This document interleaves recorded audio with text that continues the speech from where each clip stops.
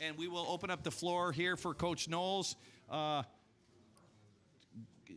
Griffin, raise your hand if you don't mind. Yep, right there. Griffin Strom, 11 Warriors. Yeah, Coach, the impact of just so many big plays, obviously the 6 turnovers, turning them over on downs as well a few times, I think 5 or 6 sacks, something like that. How much did the defense feed off of those huge plays, especially the first snap of the game for them being that interception by Tanner? You know, we've just been trained. We had a great week of practice. You know, I thought the guys were fresh, they were fast and opportunistic, and you know, we've been training for this, and that's what I tell them. You know, it's one series at a time, and you know, we expect these good things to happen by the way we've trained and we played, and I think and I know it has a great effect on the whole team. You know, and everybody feels confident when the defense is playing well, and the turnovers, you know, they help a lot. You know, in terms of field position and in winning the ball game. Over here to the right, Nathan Baird, Cleveland.com. Zach Harrison's a guy who has, throughout his career, really performed a pretty high baseline of success, if not necessarily that like elite play, however you want to define that. How have you seen him progress over just the time you've been here? Because it seems like he is starting to trend towards something better. Yeah, from the first time I got to be around Zach, I mean, I knew that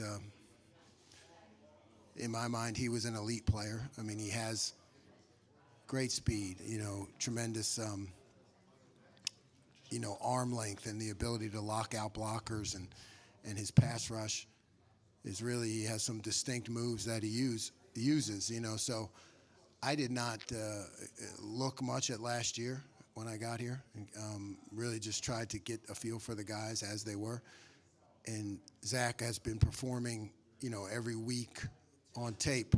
You know, so it's good to see him, you know, starting to get more make more plays and get the recognition. But I think he's elite. Over here to the right, Bill Rabinowitz, Columbus Dispatch. Hi, Jim. Obviously, Iowa's offense has struggled, but what did you see today that is most encouraging? What did you like the most from what you saw today?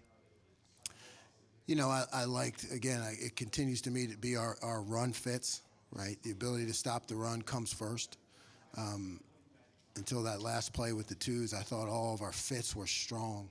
You know, we're in the right place. We're able to do some things with multiplicity, and guys understand, they know where the ball is going to go, and they show up. So it starts there with the run fits to me. And then I thought some of our disguises were better. You know, some of our reads on routes, you know, as you saw, that result in interceptions. So I like the way our back end is getting a feel for the different coverages that we implement.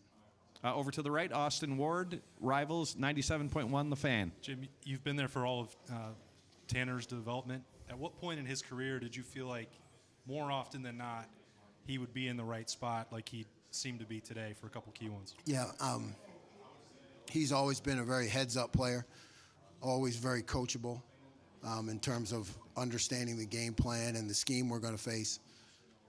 But, you know, I saw him really take off last year in terms of playing with the confidence, because it takes a lot of confidence to do some of the things that he does.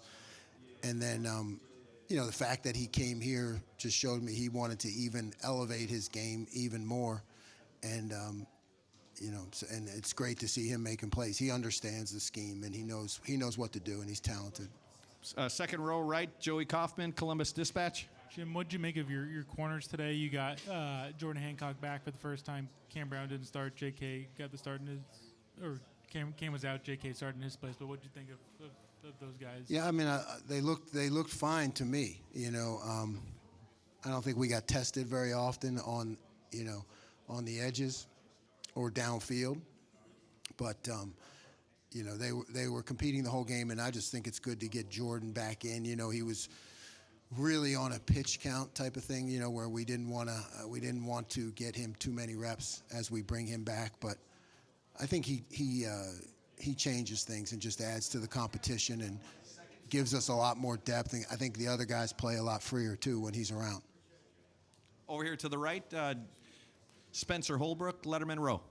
Jim, you guys weren't playing the best offense in the country, but it seems like you guys took care of business. Only gave up 3 points. Is there something to be said for a defense to be able to take care of business when you know the opponent doesn't have the best offense? And do you feel like you guys did that today? Yeah, we don't discriminate. You know, it's whoever you're going up against. That's who you have to stop. So it is definitely a mentality that I've been preaching to the guys, and they're buying in. It doesn't matter what the score is, who we're playing. You know, are we going to operate with the mentality of going out there and stopping them every time? So, you know, if we're playing with that kind of mentality, and their offense is struggling, you see us rise up. You know, and the time's going to come when we're going to need that mentality when the game is close. Over here to the right, Cameron Teague Robinson, the Athletic. Jim, I apologize if you've been asked this, but it seemed like you played 3 linebackers at times, maybe a little more today than you did in the past. Just thoughts on why that was, and then how you thought Cody Simon played as that third linebacker for you guys. Yeah, I thought Cody did very well. You know, we've been planning for this. You know, we have to morph the defense when it gets into big personnel and multiple tight ends and fullbacks. And, you know, Cody is the guy. He's earned that right by how he's practiced. It was good to see him get a significant role because I think he can add a lot to the defense when we face those kind of teams. And final questions for Coach Knowles, front row right here, Tim May, Letterman row on 3. Hut. Hey, Coach Knowles, how good do you feel for like Tanner McAllister? He follows you from Oklahoma State to here.